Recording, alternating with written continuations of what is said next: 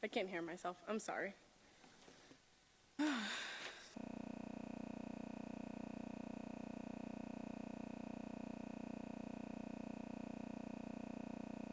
Message. All right. Hi, welcome everyone. Thank you so much for coming. The Gordon College Human Rights Group, we're so excited to have Ellis here and to have you guys here. So I'm just going to give you a little bit of background information about who Ellis is. Ellis Jones has dedicated his life to teaching others how they can be better stewards of this earth. Ellis has a PhD in sociology from the University of Colorado Boulder and is the author of two incredible books. His works include The Better World Handbook, Small Changes That Make Big Differences, and his other book, The Better World Shopping Guide, Every Dollar Makes a Difference. Currently, Ellis is a professor at the College of the Holy Cross in Worcester, Mass., so he's pretty local. And we are so excited to have him here with us today. I hope that you guys can learn a lot and that you guys will be inspired. So here with us today is an honor to present Ellis Jones. I don't know what to do with that. All right.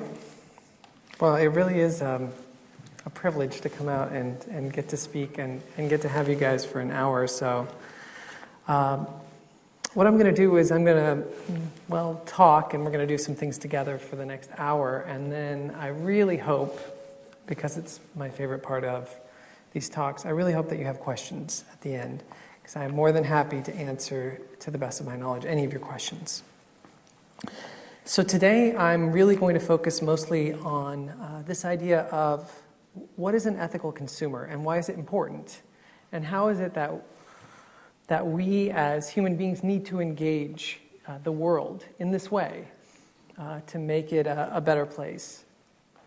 We'll go over 7 basic guidelines, but before we get into that, and before we get into the books, and I'll just briefly mention my earlier book as well in a bit, I really just want to engage you in an activity if you'd be willing to do so. It's an exercise that I call reconnecting reality. So, if you will indulge me for the next few minutes, how it works is I need each of you to find a partner, and before you choose someone, let me recommend to you that you do not choose a person you know. And I know you're going to think to yourself, nah, I'll just choose this person right here, I'm fine. You will regret it if you choose the person you know. So pick somebody you don't know. So take a few minutes, and you'll have to sit next to them just for the exercise. Then you can go back to your seats with whoever. But you'll want a person you don't know, and trust me, you'll figure out why as the exercise moves forward. Go ahead, find somebody.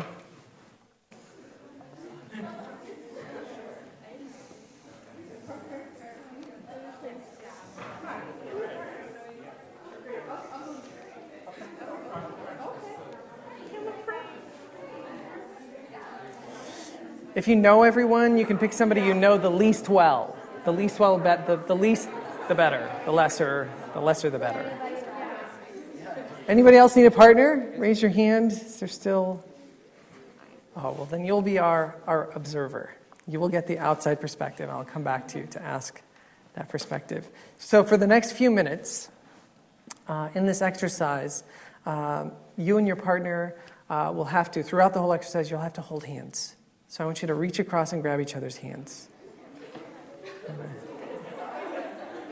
Now remember that until the exercise is over, you have to keep holding those hands. You can't break. So just so you know, it's only going to be literally like 5 minutes, less. It'll be 3 minutes, okay? So it may be awkward, but this is how it works. Okay, here's how it works. 3 minutes. I'll make sure, I'll time it. So since I'm promising 3 minutes, I will time it.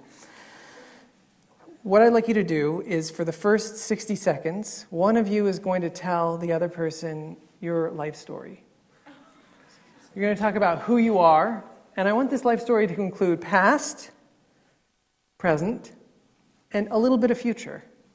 Like Like, where do you see yourself? Where are you headed? Where are you going 5 or 10 years from now? You have 60 seconds for that. Then I'm going to say switch. And the other person is going to do that. They're going to, the life story in 60 seconds, okay? It looks like there's a new partner for you in the back.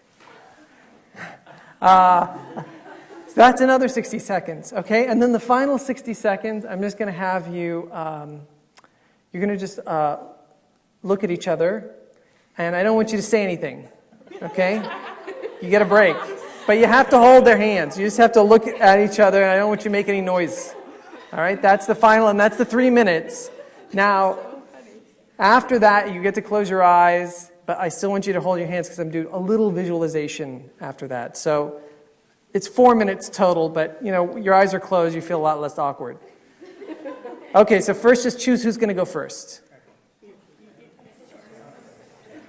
Okay, now I will time this, so literally it will be 60 seconds, and I'll say switch, 60 seconds, and then I will say stop. And at that point, remember, you're just going to look at each other, no noises, and then I'll say, great, close your eyes, okay? So now we know how it's going to go. On your marks, first person, get set, and go.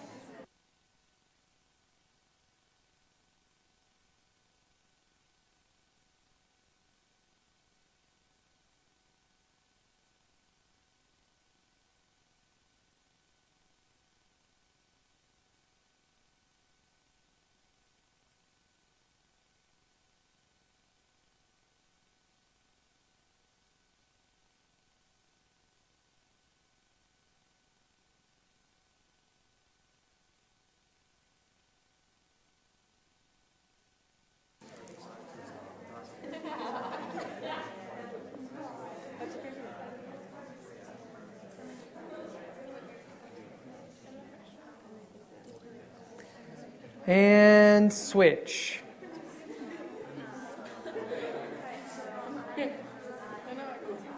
Interesting. Okay. Is it the next 60 seconds? Mm-hmm. Oh, okay. Sorry. Thank you.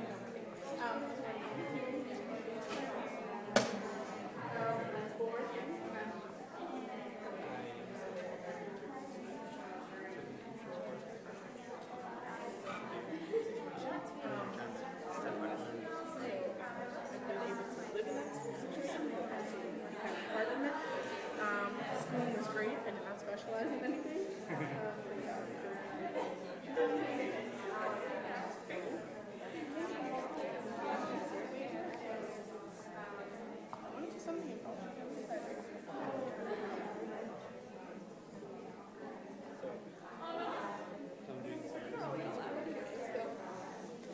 And stop.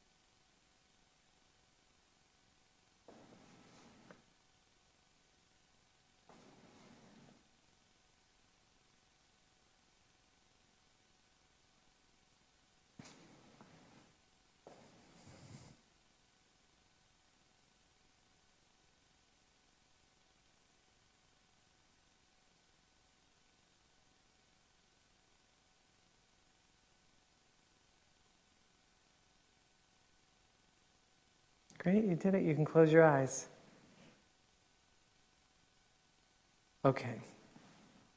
For the first part of this visualization, I'd just like you to try to picture the person you're with in your head and picture the story that they told you about their life. Can you remember the various things that they told you?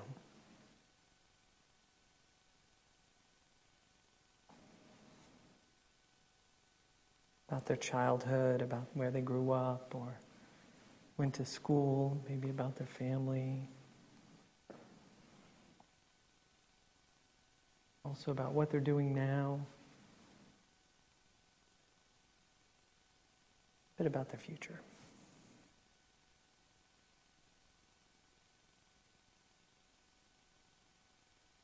Okay, once you have that clearly in your head, I'd like you to imagine the following scenario.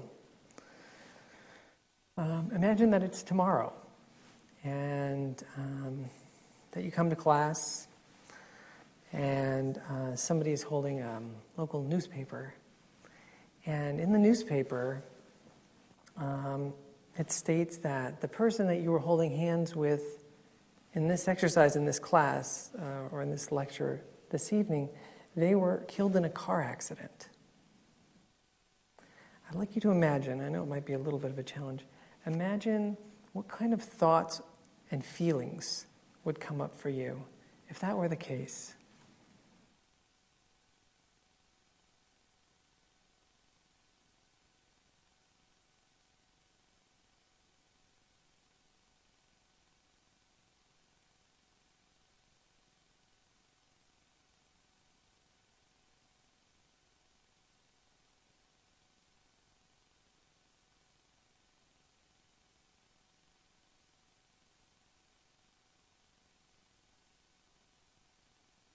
Okay, well, luckily enough that didn't happen. You can open your eyes. Your partner is still here. They've survived that imaginary ordeal just fine. What I'd like to ask now, by the way, you've totally completed this exercise successfully. You guys were great. So very nice. Yeah, you don't have to hold hands anymore. And I'd just like to ask, it's only that last part of the exercise that I'm interested in. I know it's very awkward that I had you hold hands, and I know all that is very awkward. But that last bit, that last 20 seconds is what I'm really interested in. What thoughts or feelings came up for you in that last 20 seconds when I said, you know, your partner had passed away? Anything somebody's willing to share? Like one thought? Yeah.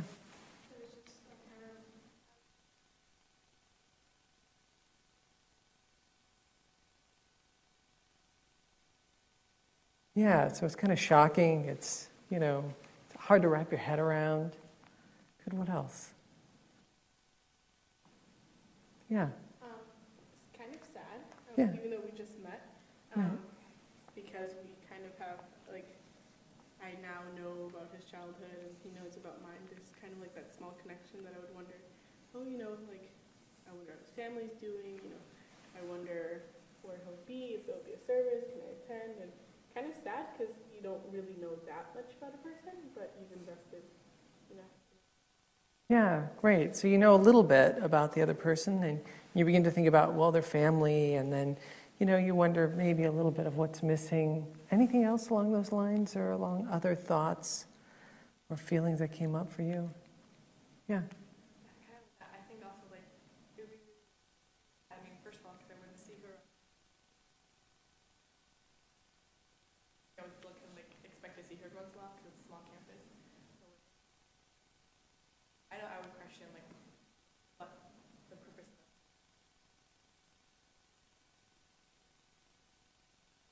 Right. Yeah, it's meaningful, right? It's actually meaningful to meet other people, and it's meaningful even to create small connections, I think, with other human beings. Let me explain. I'm a sociologist, and so I study human behavior, and it's what fascinates me. I didn't create this exercise just to be sadistic. What I'm getting at with this exercise is that we as human beings exist in a kind of bubble. And we know that each of us is real, just as real as we are. We know that intellectually. But how we operate on a daily basis is not the case. And so to kind of demonstrate this, what I do is I have you hold hands to create a physical connection. So you physically, you know, the other person is definitely there because you're holding hands with them. And then when you look at them in the eyes, it creates another level of connection where, gosh, you feel nervous. I mean, they must be there. They're looking at you and you're thinking like, oh God, you know, my hair okay? Or do I look funny? Or, What are they thinking? And so that again kind of creates this sense that the other person's reality is suddenly right there, and you can't escape from it, and that's part of what feels uncomfortable, right? While you're sitting even if you're sitting right next to them, you can kind of feel like, well, I'm in my space, and they're in their space, and I'm having my thoughts, but when they're focused on you, and you can't get away, and you're holding their hands, they are just as real, and it's hard for us to reconcile that, the reality of that other person right there, that connection. But it's important, because we know this is true. And it's also important that we can, in such a short moment, in such a silly exercise, we can actually create a human connection that is large enough or significant enough so that we would actually feel loss if that person were to pass away. Which means that they had meaning for us. Because people pass away all the time. But it doesn't have meaning for us. I'll give you an example, and this is why I use the exercise. Let me see if I can find this watch again. I keep putting it in my pocket. Oh, boy. All right. So, I think it's UNICEF estimates that every 3 seconds, somebody on the planet Earth dies of malnutrition. So that's now,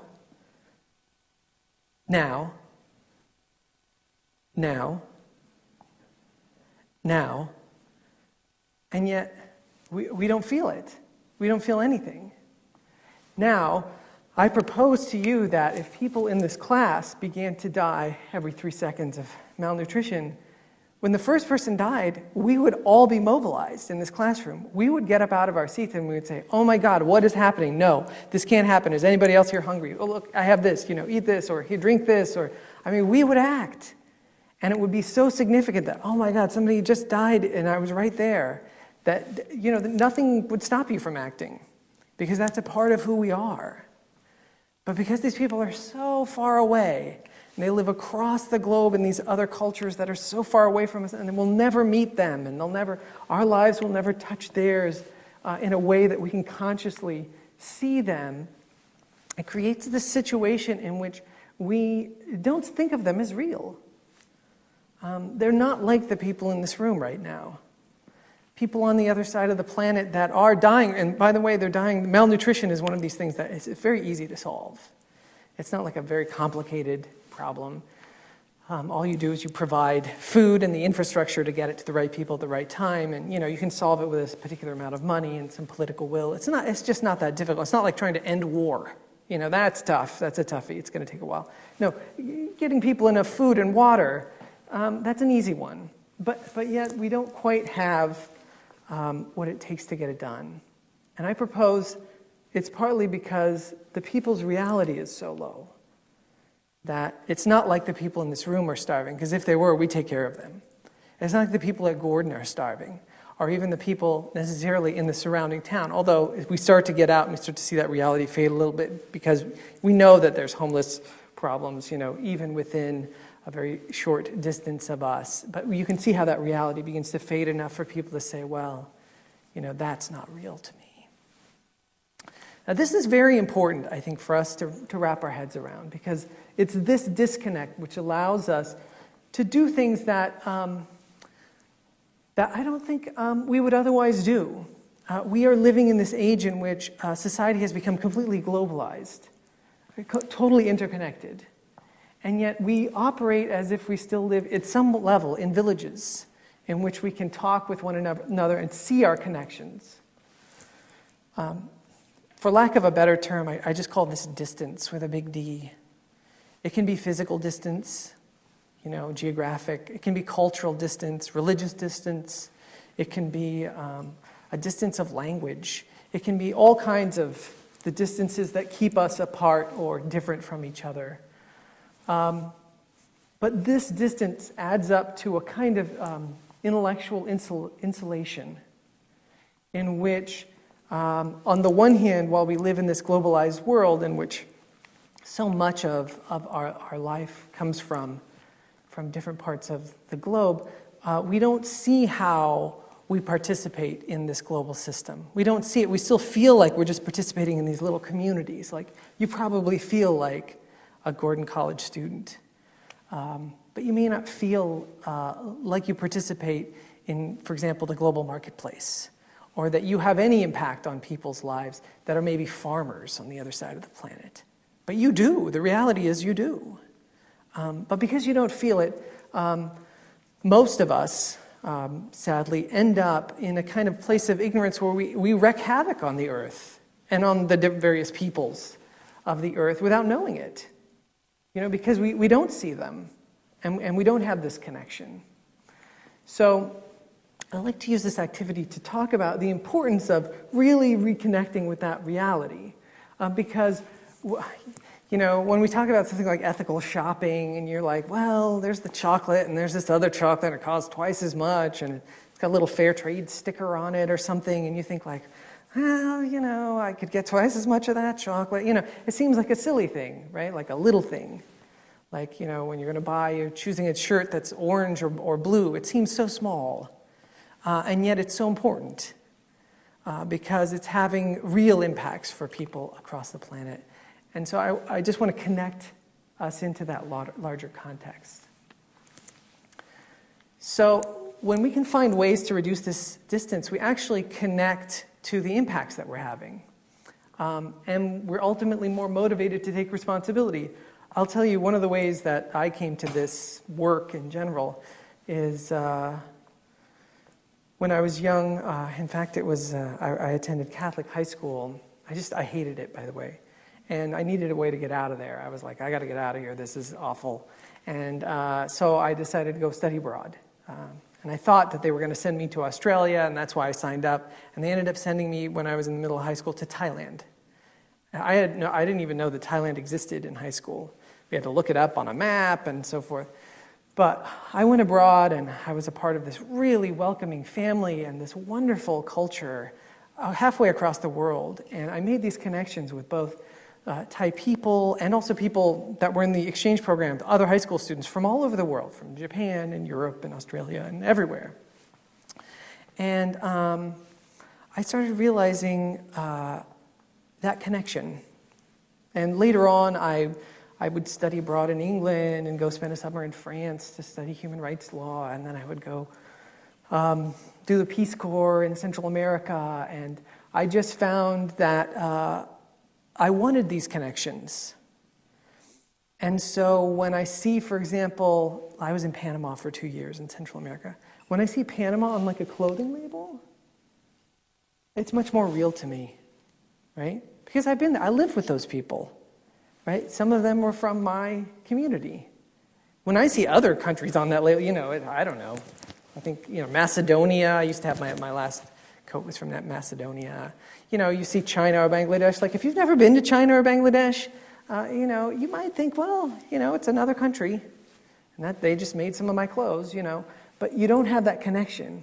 But as we break this distance down, we really have much more of a kind of touchstone to this reality that we need to engage in to make the world better. Now, the first work I did was called The Better World Handbook. It was the big book. This is what I did instead of doing my dissertation in my PhD program. I just thought, oh, God, that PhD, that's just going to collect dust on a shelf somewhere. I want to do something that really makes a difference. And so I roped in a couple of colleagues, and we came up with The Better World Handbook. And this was a kind of compendium of how to answer the question of how can I make a difference in the world? What can I do as one person to engage around all of these crazy global issues? So, everything from human rights issues to the environment, to social justice issues, to what have you, like all of the issues of the world. How can I engage as an individual? So we broke down the book into kind of 3 basic parts. One is, how do you turn apathy into engagement? How do you bring hope back? And how do we get out of all those psychological traps that stop us from getting there? Like, I don't have the time for that, or I don't know enough about these problems, or, I can't really, what kind of difference can I make? I'm just one person, how can I solve racism or do anything for human rights, or et cetera. And the second part of the book is where we just break down the global problems of the world and begin to talk about a shared global vision of what it means to be for a better world. Like, what does that look like? And we came up with 7 foundations, like comprehensive peace and ecological sustainability and deep democracy and social justice and revitalized community, etc. That these would all be things that we could be for if we were wanting to build a better world. And then the last and the biggest part of the book was really creating a kind of encyclopedia of actions. What you could do, when you're shopping, what you could do at home, what you could do with your family, what you could do when you're using media or getting involved in politics, like how you can use all these different realms of your life to engage somehow in an issue you care about. And for each person, it's going to be different. And some people are going to really engage in food, and other people, they're politically focused, and other people are going to engage more in certain issues and not others, but that we all come to the table with a contribution to make. So that was the first book. And out of that book was born the second book, The Better World Shopping Guide. It came out of 2 pages of the first book. The first book is like 400 pages. Which is a shame in some ways, because one of our goals with the first book was to create something really handy and quick and practical, and then it turned into 400 pages. That's not handy or practical or quick. But there were 2 pages in the shopping chapter of this book that got more feedback than the rest of the book combined.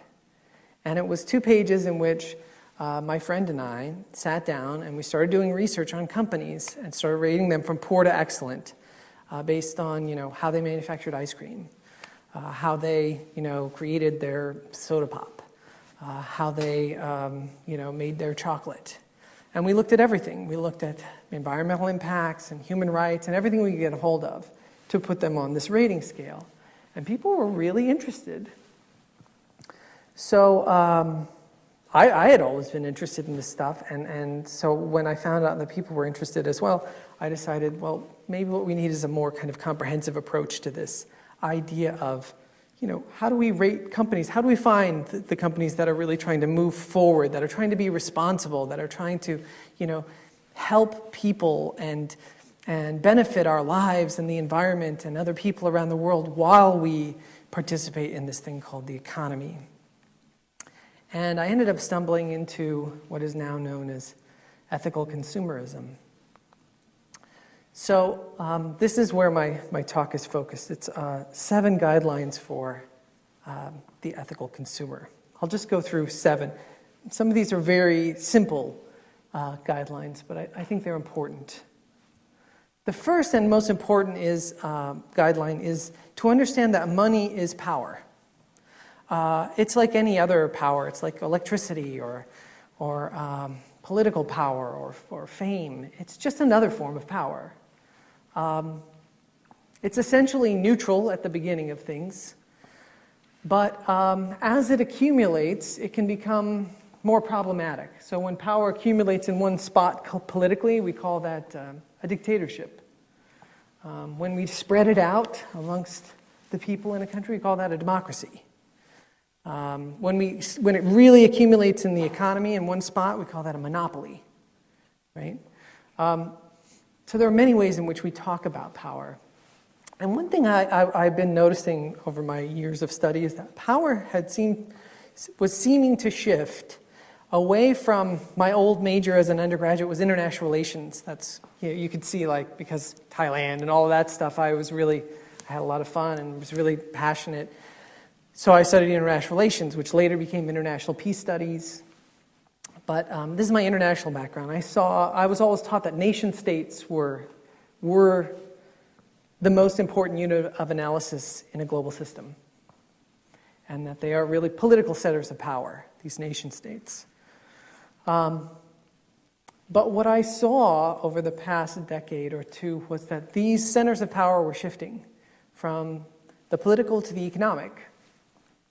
And as they shift to the economic, one of the problems that we have to wrestle with, I think particularly as Americans, but people all over the world, is that when we look at power in the political realm, we have this wonderful thing that we've participated in and helped create called democracy, which is this way of dispersing power, to get it to everybody, right? So everybody has a vote, and so if anybody gets in and they're really awful, you vote them out, and you and I and all of us have a vote, right? So this wonderful way of dispersing power called democracy. In the economic realm, we don't quite have that. We don't have a dispersion of power. We don't have something called economic democracy. You know, what we have is this economic system, and money accumulates in different spots, and power accumulates in different areas, and we have dollars. And so I would argue that we need to begin to think about something along the lines of how do we democratize our economy? How do we democratize the global economy? I'm not sure we can get quite as far as we've gotten with political democracy, but if we don't confront this issue, and power shifts, as it increasingly seems to be shifting from the political to the economic, suddenly we're going to see our democracies eroding in light of these new power centers. So this is a kind of apples and oranges analysis that was done using World Bank data, GDP. You can see at the top, it's a funny comparison going on. It's gross domestic product, which is really kind of the economic engine for any particular country in any year, and sales, right? Sales for companies. And so the only real thing that they have in common, because they are kind of apples and orangey, is that they're measured in the same unit of analysis, and that is dollars. And if we agree that money is a form of power, then a dollar is a form of a unit of measurement of that power.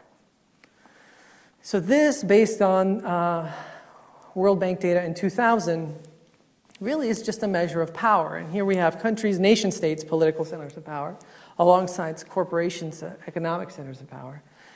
And I want you to notice that certain companies are starting to show up pretty high up on these charts. So the top 100 economic entities, according to this, include, companies like General Motors and Walmart, ExxonMobil, Ford and Chrysler, Shell and Toyota and General Electric. I mean, some of these names we know. And by the way, they just keep moving up on this list. In 2005, the same study was done, but looking at the top 150 entities. And now 95 of the top 150 are corporations, and 55 are countries. So that means, like, if Walmart were to declare itself a country, it would be the 22nd most powerful country, economically speaking, in the world tomorrow. So this is of concern. And we don't actually have really sophisticated ways of tracking this problem yet. I don't think we've kind of woken up exactly in the social science community as to how to track this issue properly. But we have at least some kind of broad indicators that there is something going on. So the second, maybe somewhat cliched after Spider-Man, guideline is that with power comes responsibility. And to some extent, we all believe that. We all understand that, we have a certain amount of power and we hold ourselves responsible to a certain extent. But, for example, the president has a lot more power. And we will hold him to a higher level of responsibility. Because if we make a mistake, maybe we get an F in a class. If the president makes a mistake, maybe 10,000 people die. That's a lot more responsibility, a lot more power. And so when we look at something like democracy, it's really just a system of trying to keep power accountable, trying to keep it accountable. And the way we keep it accountable is to disperse it so that we can all participate in keeping it to that responsibility standard. Now, when we look at bringing democracy to the economy, we don't have votes. We have dollars. And unlike votes, which are distributed equally in our country, for the most part, adults and people who aren't felons, and there are all these categories that we somehow marginalize out of voting, but otherwise we get one vote, one per person. So we've kind of equalized that power.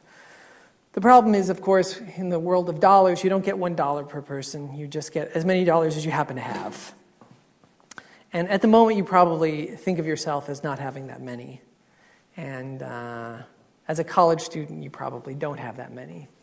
But the average family in the U.S. has roughly, it's estimated, about 18,000 votes to cast a year, or $18,000 of consumable income that they spend on things other than, say, mortgages and rent and stuff that you can't really choose to, spend more or less ethically because it's just like taxes and so forth. And that if we could harness these dollars, we could literally reshape the face of the planet. One thing to keep in mind is that the U.S. economy, despite the rise of China, by the way, the U.S. economy is still the world's most powerful economy. It is number one, still, although it won't always be. The best estimates are that 2/3 of this economy, 2/3, is driven by one thing: consumer spending. That's all of the little dollars that you spend. That's when you buy a Coke at the vending machine. That's when you buy chocolate. That's when you go buy like T-shirts at Walmart. All of that adds up to 2/3 of the most powerful economic system on the planet. So this is a very powerful vote. Not everybody has access to that kind of vote, but we do. Now, if we're looking at, how do we get this democracy to function? If we're talking about a kind of economic version of democracy, we have to begin to break down, how does our regular democracy function? And unfortunately, it's a kind of function/dysfunction that's going on. If you look at how everyday people in the U.S. gather their information for any particular election, there are really kind of three major sources that I would break it down into. The most common source of information is political advertising. So every year, your mailbox is filled with all kinds of ads, and the television is just, barraged with ads, and the radio airwaves. And by the way, every year it becomes increasingly more of an issue. Campaign spending is currently going absolutely through the roof, unprecedented levels of spending. Just to give a quick example, let's see, Bush, and who was the last person to run against Bush was John Kerry, yeah? Combined, all of the money they spent on their campaigns, both Bush and Kerry, combined together, Barack Obama spent more on his campaign than both of those combined. That's how in 4 years, campaign finance has changed. And it keeps changing that every year. It's not that you just break the record of the last year. You literally kind of exponentially break the record. And where does most of that money go? Most of it goes to advertising. To persuade people to vote a certain way. To buy the most sophisticated and persuasive and manipulative and wonderful and pleasant sounding advertising that will gain your vote. The second way in which voters gain information is through the media, right? Through headlines and interviews and debates and editorials. And we hope that the media can give us something better than advertising, right? The reporters are out there to do that. But increasingly what we've found, and you can see this in campaign years, is when an interview is held, that candidates are so sophisticated that they already have kind of canned responses, and their whole speech can be very canned. It's very difficult to get like an authentic moment to even show up in the debate because of how well they are coached into saying the words that they know that the public wants to hear. So often we still lack that. And even in interviews, when they come on various shows, you'll hear the same thing over and over again. Well, I'm strong on defense, and I believe in family, and I'm here to say that I'm going to take back America, and just that stuff over and over. Go watch old ads for campaigns that were won or lost. You'll find very similar stuff over the past decade or two. So that's not a very useful source. It can be somewhat useful, but it's getting less so. And finally, there is this last area, these trusted nonprofits that may help us. Sometimes they are, our churches, our synagogues, or temples that we go to, and they help us kind of weed through, particular issues that candidates are for or against. Sometimes they're places like League of Women Voters that are trying to present you with this like unbiased information, kind of straight down the middle, straight shooting information. And sometimes it's maybe we're a member of Sierra Club or a member of Natural Resources Defense Council, and they know about the environmental stance of a candidate, and that's important to us, and so we go to them, we trust them on that issue. And they try to provide us with good information, but it's often these little bits of information. We don't get that big picture. I want you to get that in the economic realm, as consumers, we have almost the exact same thing going on. That the most popular form of information for products and services is advertising. It's what funds our whole system of television. It is all over the radio. Most of the radio is funded by advertising. It's all over the internet. It's in print. It's actually even on the product themselves. The products themselves are just advertisements for themselves. You pick up any product and it's got a wonderful label. I mean, this is a little bit, but I mean like this, look. Like, look how cool, it's like a little globe and it's coming, there's the shopping bag and kind of a little ad on the back, it tells you all about it. It's an ad for itself. This isn't information that is provided by an unbiased party. This is information provided by the most biased party, the one that is trying to sell you the product or service, the one that is trying to persuade and manipulate you. So by definition, it is the worst information. So when you want to buy a product or service, the worst place to go, for example, if you're concerned with ethical impacts, and whether something is environmental or socially responsible, or promotes social justice, or gives a living wage to someone, or is generally kind of will help a community out somewhere, the worst place to go is that company and their advertising. So you turn to the media, and the media is supposed to help to a certain extent. But the problem is that the media, most of the media in this country, is also a for-profit enterprise, which means that to survive, and you've probably been hearing the news over the last number of years, particularly since the internet and the proliferation of blogs and so forth, people have stopped buying newspapers as much. They've stopped subscribing to magazines as much. The news and the media is very desperate to recapture their audience. And they, for the most part, get an audience by having advertisers, proving that they have eyeballs on the screen or on their newspaper at any given time, and that allows for advertisers to have premium prices for their ads, which then fund the news or what have you. So, for example, media headlines are governed by this, and I also teach a course on media at Holy Cross. In many ways, if, for example, Ben & Jerry's were to come out and do something socially responsible or environmental or to help the local community, the bottom line is that's not really news. Ben & Jerry's does something good. Wow.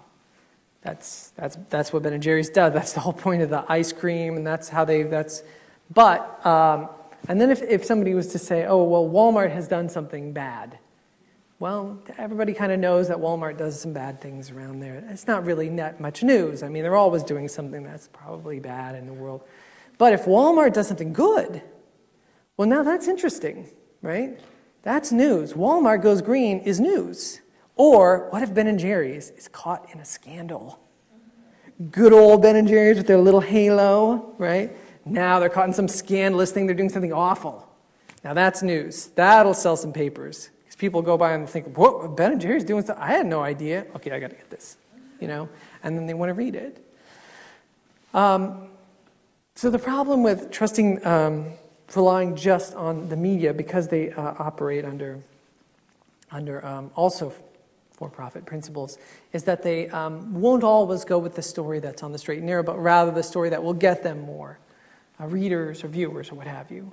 So the last place that we turn is labels. Back to kind of nonprofits for the most part. We get these labels like organic labels or fair trade labels. These are very important sources of bits of information. Or maybe the Consumers Union, which is everybody familiar with Consumers Union? They're the people who produce what? magazine, Consumer Reports. So, those people that just rate, whether or not the dishwasher or the MP3 player is high quality or it's going to break on you immediately or it's terrible or, all of that, that's all done by the Consumers Union. And they are, they're essentially built on trying to cut through this idea of advertising because you may be wowed by, the cheap price and the good-looking screen of the product and have no idea that when you drop $1,000 down for your new widescreen TV that it's going to, as soon as you start trying to play with it, it's not going to function properly or something's going to go wrong or, it's terrible to fix or what have you. But Consumers Union can go out and test all that and then basically give you the straight and narrow on what's going on. So we have that. So in this project, what I've attempted to do is find all of the sources of information that exist. Most of them happen to be nonprofit sources. Some of them are privately funded sources, and a few of them are government sources, like the Environmental Protection Agency tracks a few of these issues, and collect all of their data that is available to each of us in these individual spots and put it together in one place. So there are roughly 50 sources currently that I use, and I go back about 20 years through their data. And through this, collect a kind of giant research project that allows me to get a picture of what these companies are doing in the grand scheme of things, not just in one particular way or from one particular assessment from a particular nonprofit or a particular group. And that brings me to guideline number 4, which is that sustainability is not just about the environment. That when we're talking about a better world, you can't just green the world up and then suddenly everything is solved. That when you really want to look at making a better world, you have to look at a number of things, the first of which is human rights. And all of these issues are issues that at some level connect with how we purchase. The fact that almost everything you're wearing right now was made in a sweatshop. I mean, the vast majority of every piece of clothing that you have right now was made in a sweatshop somewhere. That's currently how that particular industry has been, in a race to the bottom, to the point at which there's almost no choice left. It's not like there are even manufacturers that manufacture widely outside of sweatshops and give you this option that you can find at the mall, because you can't, bless you. Because you can't. And if you are to find something, you can find maybe organic socks that were made in the U.S. and not in a sweatshop, or you can find some others like a scarf, but you cannot find like a blazer.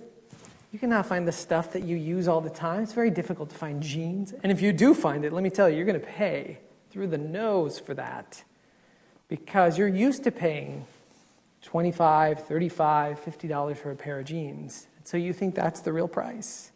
And so when somebody else is starting to sell it for $150, because that's what it costs to manufacture a pair of jeans in the U.S. With fair labor practices and so forth, that, you're thinking, I want to feel good about what I purchased, but I can't afford to feel that good.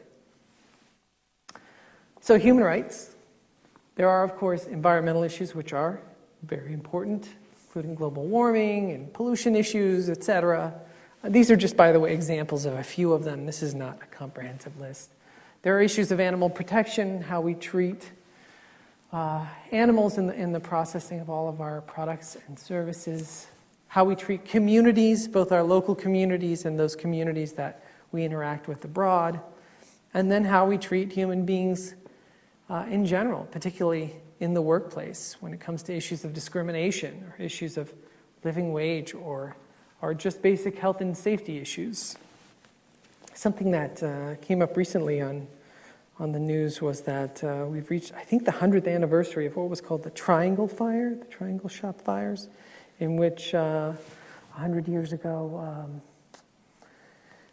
here in the U.S., we had, I think it was a textile factory, in which the factory owners decided that it was easier to keep all the doors locked to kind of cut back on like possible thievery and what have you. And then there was a fire, and everybody, a lot of people burned alive in the fire, a lot of the workers.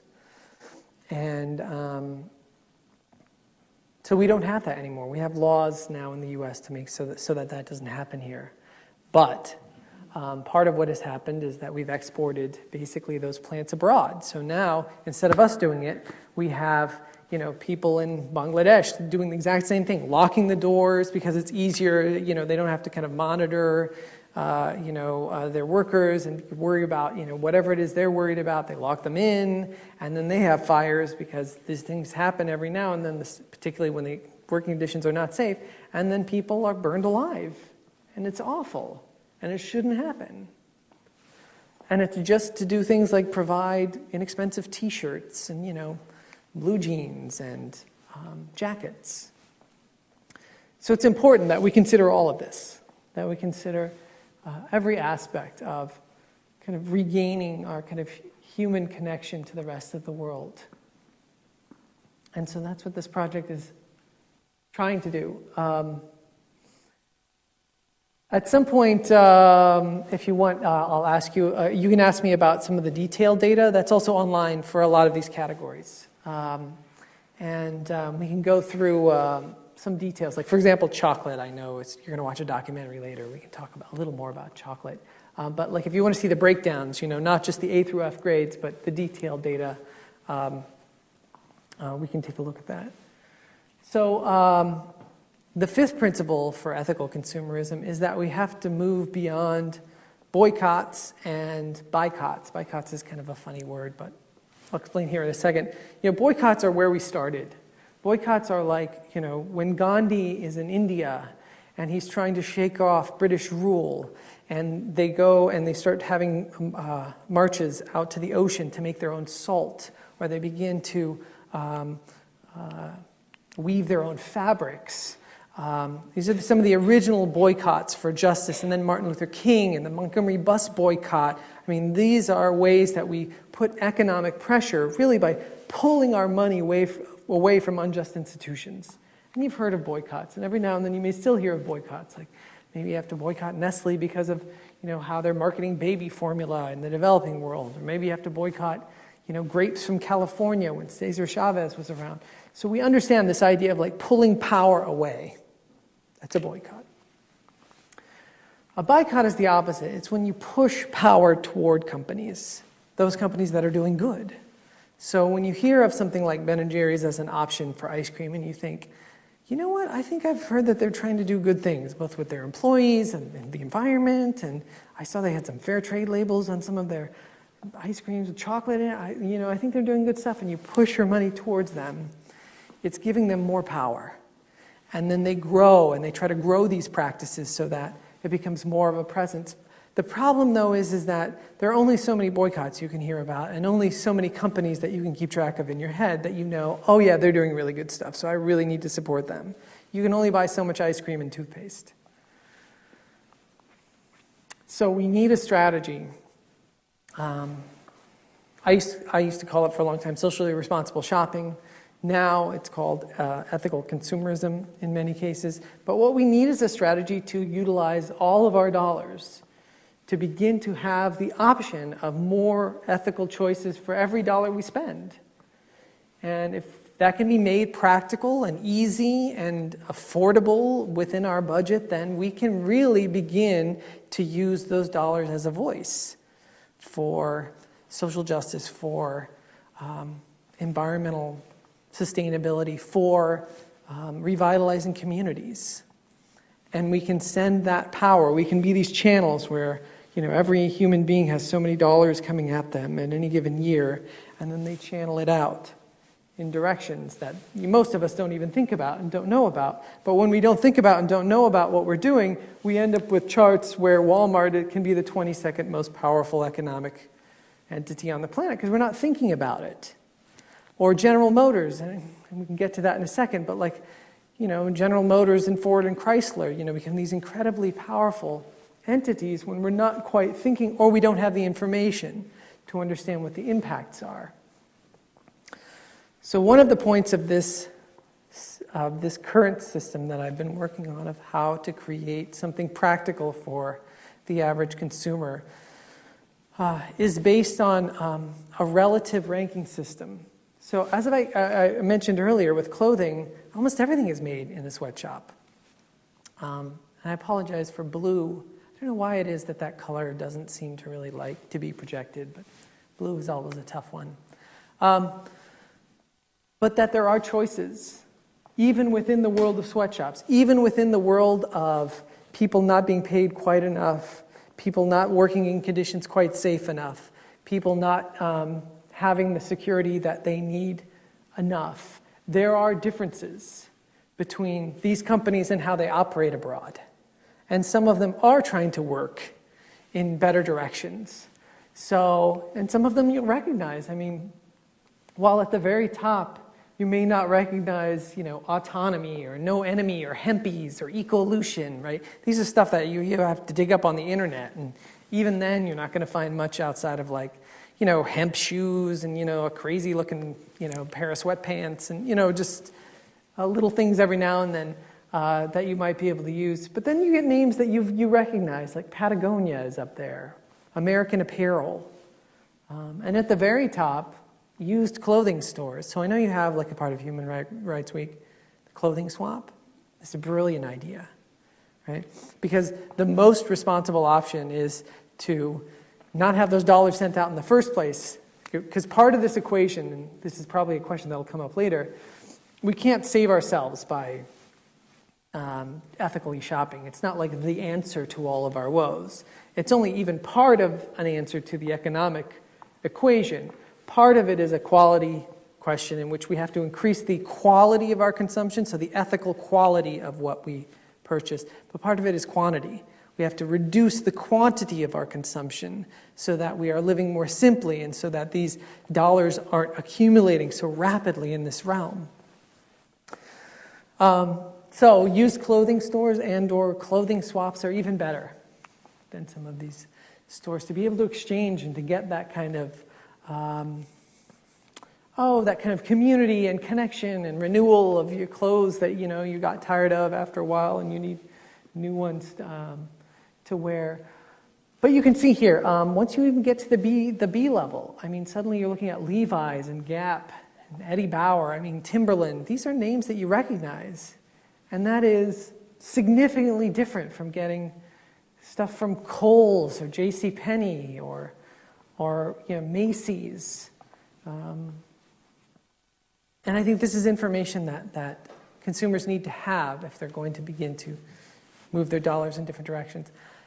I just wanted to put up these charts. By the way, all these charts are available on the website. So you don't have to think like, oh my God, I got to write some of these down. No, they're all up there at Better World Shopper, and you can go anytime you want and get those. They're in the book as well, but you can get them online. I just wanted to mention this. It really stuck in my craw, the bailouts. For many Americans that did, the financial bailouts that we went through in 2008. And I just wanted to, there was something that I was beginning to see a pattern developing. These were the charts that came in the 2008 edition of the shopping guide before the bailouts occurred. And they're very similar to the chart. They change very slowly, these rankings, from year to year, but they do change. But I want you to notice here what companies we ended up bailing out and where they rank. One of the things I don't look at all in this system is I don't look at fiscal responsibility, financial responsibility. It's just not on my radar. I look at social and environmental responsibility. I look at ethics, and whether or not they're balancing their own books is not something that I track. But I want you to notice that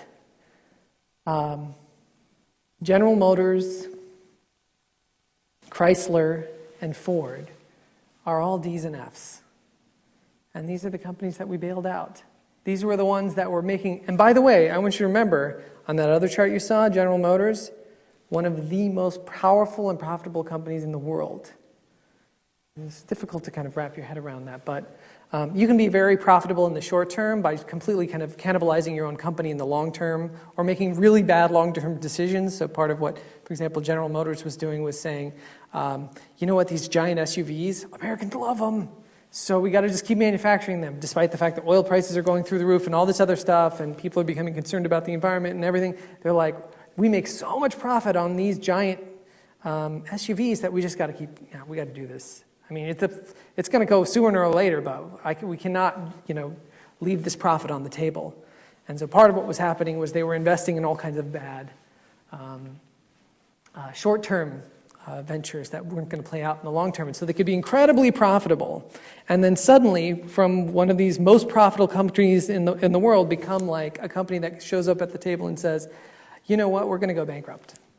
Sorry, could you bail us out?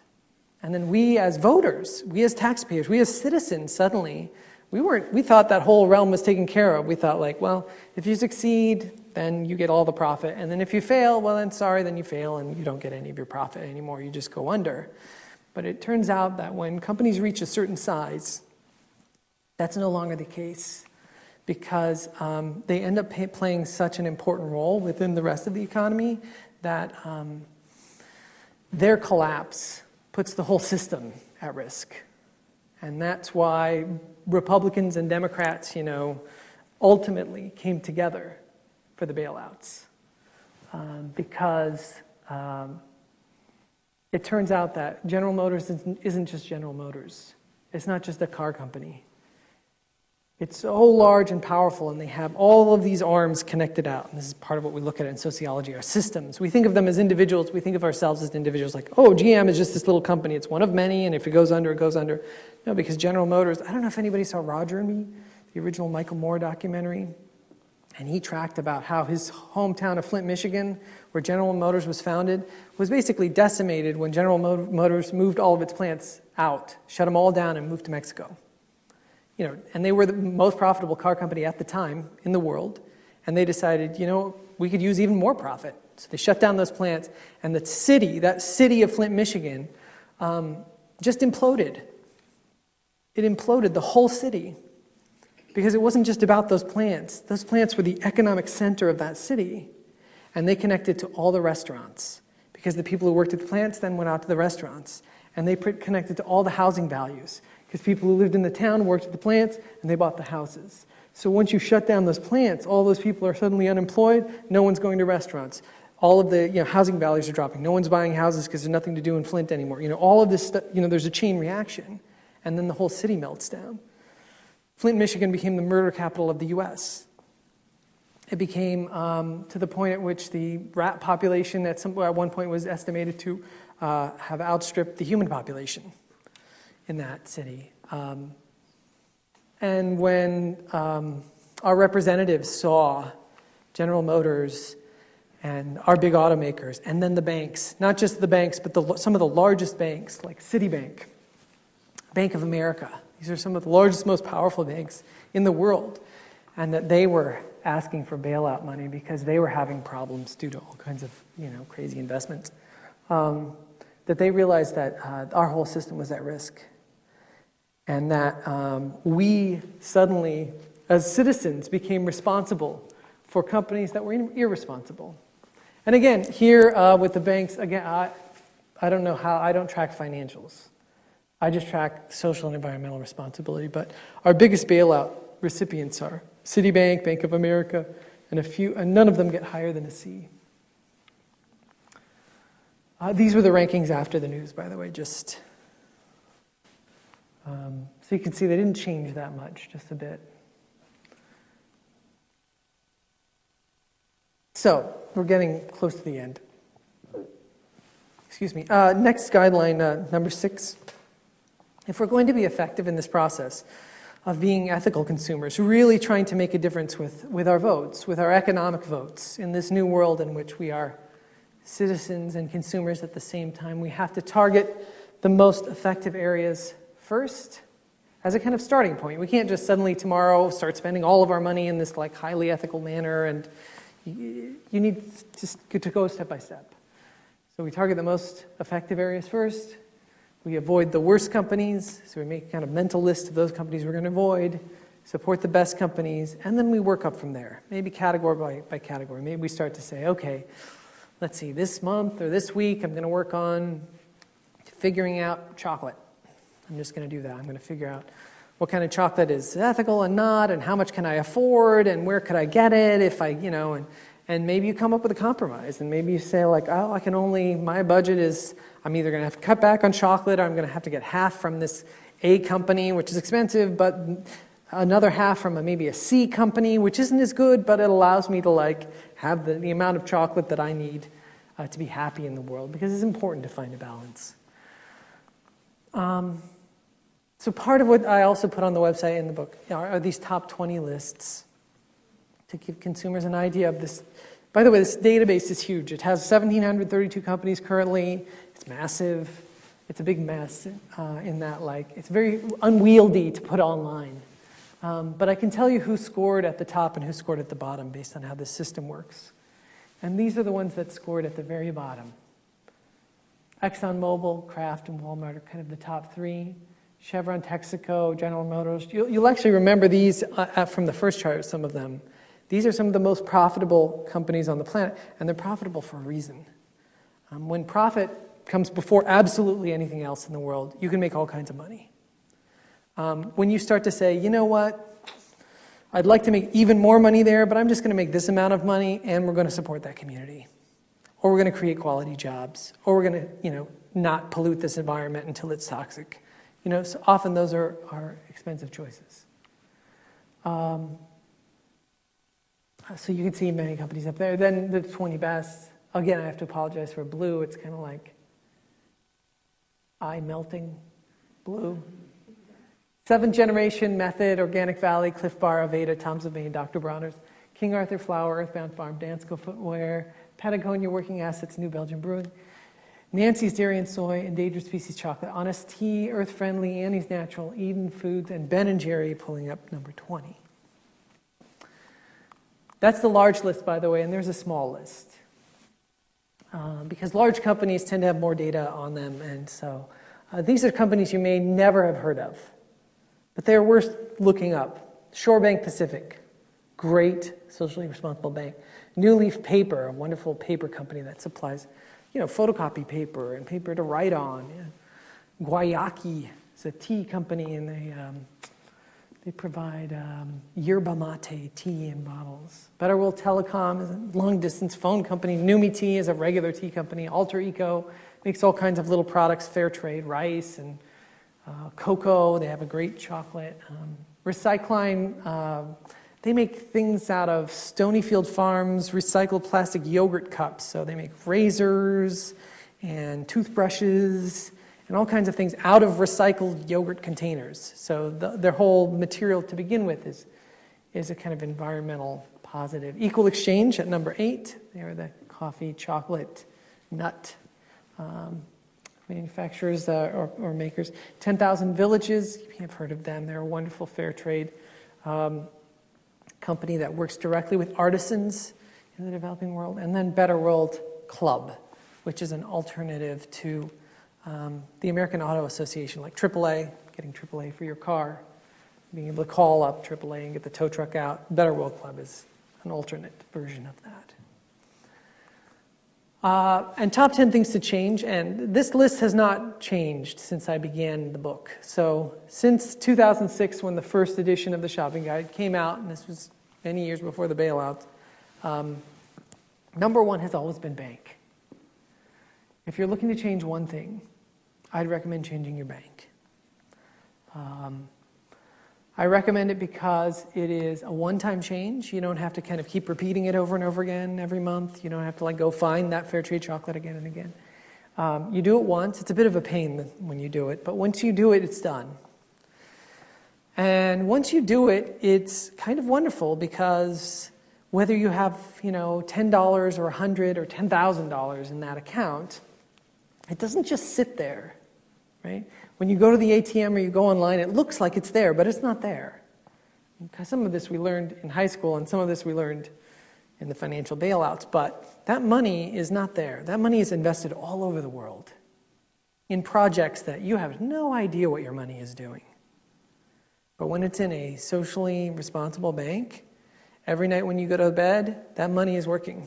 And it is working to put up another windmill for some alternative energy project, or it is working to put up to help people create small businesses in an inner city community that would otherwise not get loans, or it is out there, going to some part of the developing world, helping people create a water project, or it is out there doing, and all of these things it's doing while you're sleeping.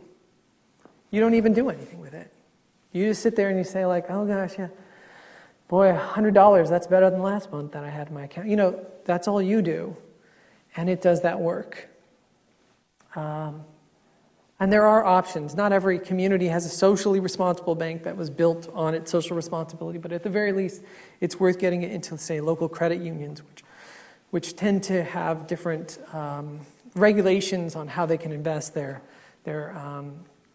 members' dollars, and thus are less likely to be involved in things like the investments that are problematic around the world. Gasoline is another easy one.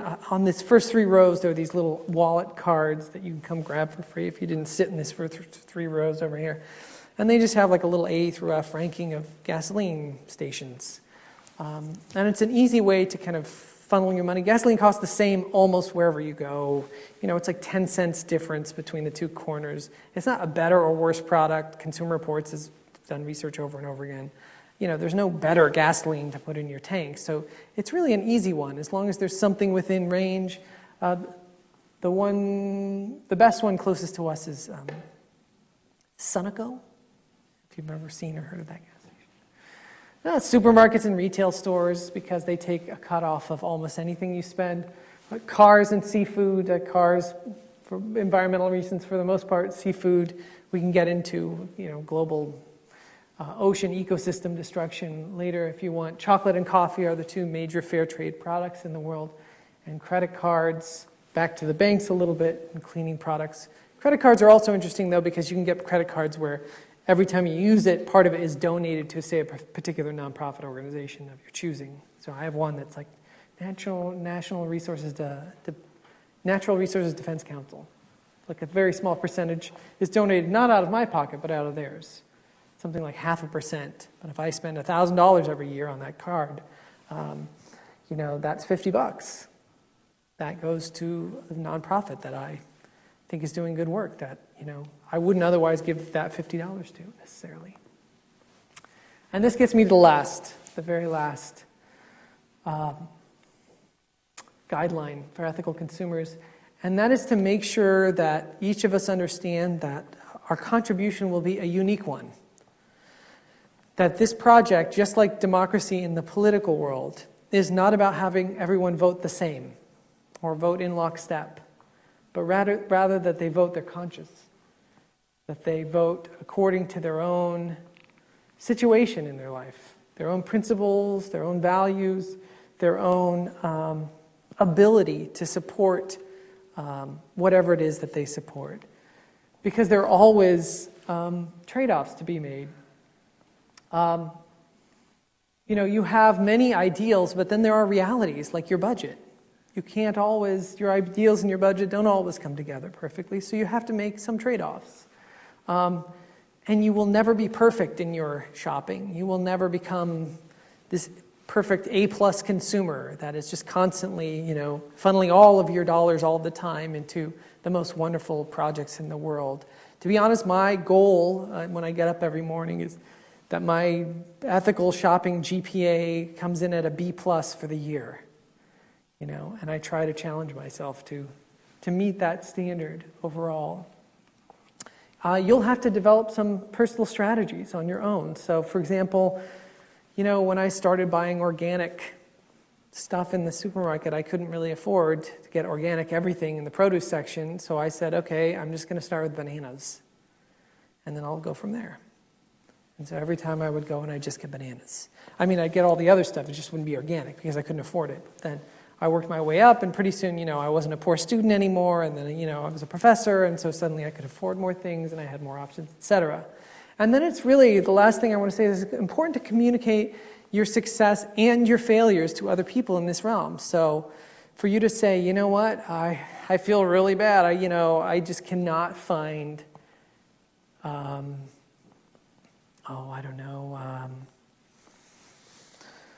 I've been looking everywhere. I love tea, and I cannot find an ethical tea company to save my life in this town.